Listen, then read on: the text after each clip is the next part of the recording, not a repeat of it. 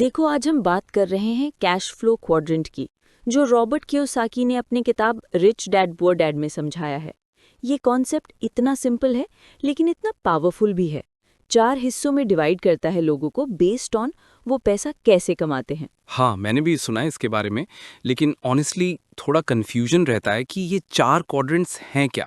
मतलब ई, S, B, आई ये सब क्या है? बिल्कुल, कंफ्यूजन होना नॉर्मल है। चलो एक एक करके समझते हैं। सबसे पहले ई मतलब एम्प्लॉई।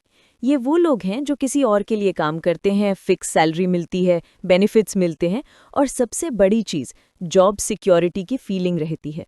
तो बेसिकली जैसे आईटी कंपनी में जॉब करने वाले, टीचर्स, बैंक एम्प्लॉयज़, ये सब ई क्वाड्रेंट में आते हैं। एग्जैक्टली और इनकी इनकम पूरी तरह से डिपेंड करती है उनके टाइम और एफर्ट पर। जितना काम उतना पैसा। अगर छुट्टी ले ली तो सैलरी कट सकती है या इंसेंटिव्स मिस हो सकते हैं। और डाउनसाइड ये है कि इनकम लिमिटेड है, राइट? मतलब जितना टाइम है उतना ही कमा सकते हैं। सही पकड़ा। और यही रीजन है कि फाइनेंशियल फ्रीडम अचीव करना ई क्वाड्रेंट में थोड़ा मुश्किल हो जाता है। अब एस क्वाड्रेंट की बात करें, सेल्फ एम्प्लॉयड या स्मॉल बिजनेस ओनर, इसमें कौन आते हैं? इसमें आते हैं वो लोग जो खुद के लिए काम करते हैं, जैसे डॉक्टर्स, लॉयर्स, फ्रीलांसर्स या छोटे दुकानदार।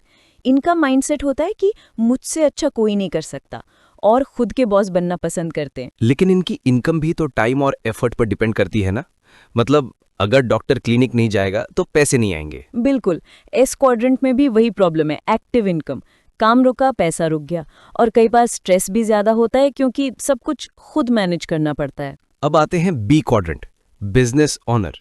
ये थोड़ा अलग है ना? हाँ, बहुत अलग। बी क्वाड्रेंट वाले लोग सिस्टम बनाते हैं। मतलब वो खुद हर काम नहीं करते, बल्कि स्मार्ट लोगों को हायर करते हैं, प्रोसेसेस बनाते हैं और बिजनेस उनके बिना भी चल सकता है। जैसे बड़े एंटरप्रेन्योर्स, रिलायंस, टाटा या फिर कोई बड़ा स्टार्टअप फाउंडर। बिल्कुल, इनका फोकस होता है कि बिजनेस ऐसा हो जो उनके बिना भी स्मूथली चले। और यहाँ पर एक इंटरेस्टिंग कॉन्सेप्ट आता है, अदर पीपल्स टाइम और अदर पीपल्स मनी। मतलब दूसरों के टाइम और पैसे से वैल्यू क्रिएट करना। तो इनकी इनकम पैसिव हो सकती है, मतलब खुद फिजिकली प्रेजेंट ना भी हो तो भी पैसा आता रहेगा। एग्जैक्टली और यही रीजन है कि बी क्वाड्रेंट वाले फाइनेंशियल फ्रीडम के बहुत करीब होते हैं। अब आई क्वाड्रेंट, इन्वेस्टर। ये तो सुनते हैं कि पैसा पैसे को खींचता है, लेकिन असल में होता क्या है? आई क्वाड्रेंट वाले लोग अपना पैसा एसेट्स में लगाते हैं, जैसे real estate, stocks, mutual funds या कोई और इन्वेस्टमेंट।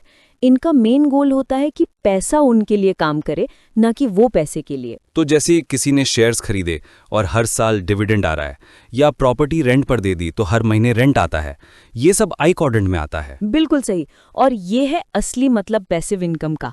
यहाँ पर फाइनेंशियल फ्रीडम पॉसिबल है क्योंकि इनकम एसेट से आती रहती है, भले ही आप एक्टिवली काम कर रहे हो या नहीं। एक चीज समझ नहीं आती, ये क्वाड्रेंट्स का डिवीजन क्यों किया गया है? मतलब लेफ्ट साइड और राइट साइड का क्या लॉजिक है? बहुत अच्छा सवाल है। लेफ्ट साइड यानी ई और एस, यहाँ लोग एक्टिव इनकम कमाते हैं, जब तक काम करेंगे पैसा मिलेगा। राइट साइड यानी बी और आई, यहाँ लोग पैसिव इनकम या सिस्टम से पैसा कमाते हैं। इनका फोकस होता है फाइनेंशियल फ्रीडम अचीव करना। तो अगर कोई सच में अमीर बनना चाहता है तो उसे लेफ्ट से राइट साइड पर आना पड़ेगा। हाँ, यही इस किताब का सबसे बड़ा मैसेज है। सिर्फ जॉब या खुद का छोटा बिजनेस करने से वेल्थ बिल्ड करना मुश्किल है। माइंडसेट और फाइनेंशियल एजुकेशन बदलनी पड़ेगी ताकि आप सीख सको कि पैसा आपके लिए कैसे काम करे। लेकिन ये ट्रांजिशन आसान तो नहीं है ना?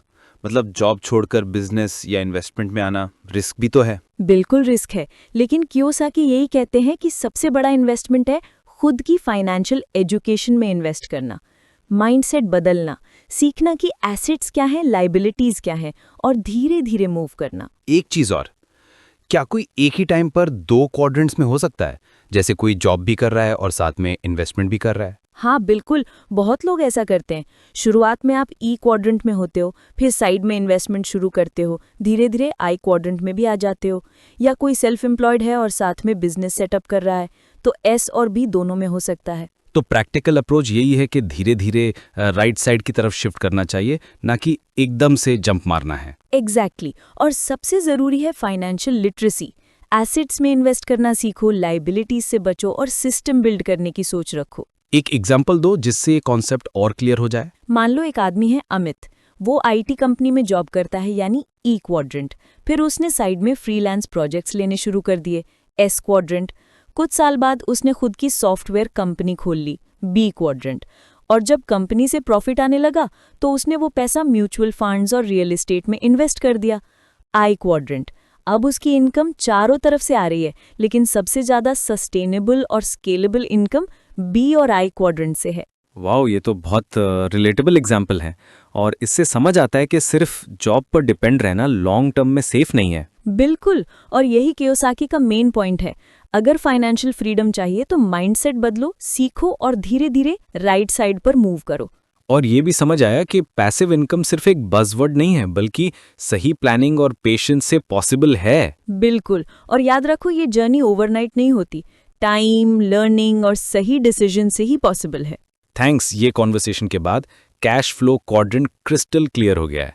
अब समझ आया कि क्यों लोग कहते हैं don't work for money, make money work for you. बस यही है असली मंत्र।